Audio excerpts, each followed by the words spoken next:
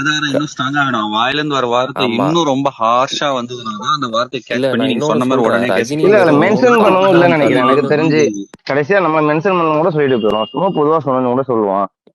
இல்ல மாறி ரஜினி ஆக்சுவலா வெறும் எனக்கு ஒரு காக்கா டவுட் கேட்டுறேன். கழுகுன்னு இல்ல சொன்னதுக்கு இந்த டெஃபமேஷன் ஃபேண்டம் எப்படி ரியாக்ட் பண்ணுச்சுன்னு எல்லாருக்கும் தெரியும். 3 இல்லையா, நாள் சாவடி டெஃபமேஷனை பத்தி டேக். இது கிரிமினல் டெஃபமேஷன் பத்தி எங்களுக்கு யாருக்காவது தெரிஞ்சா சொல்லுங்க. அதுல இன்சல்ட்டிங்கும் இருக்கு. கரெக்டா?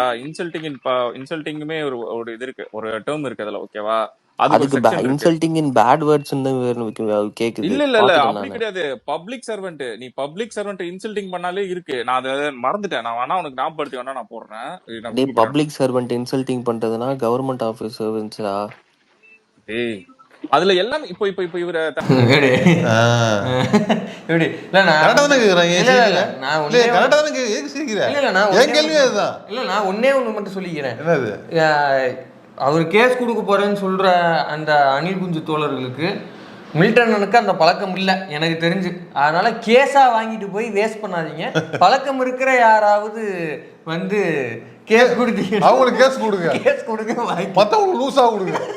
ஒரு 2 3 கேஸா கொடுங்க. கேஸா கொடுத்து வேஸ்ட் பண்ணாதீங்க. வீணா ஏமாந்து வர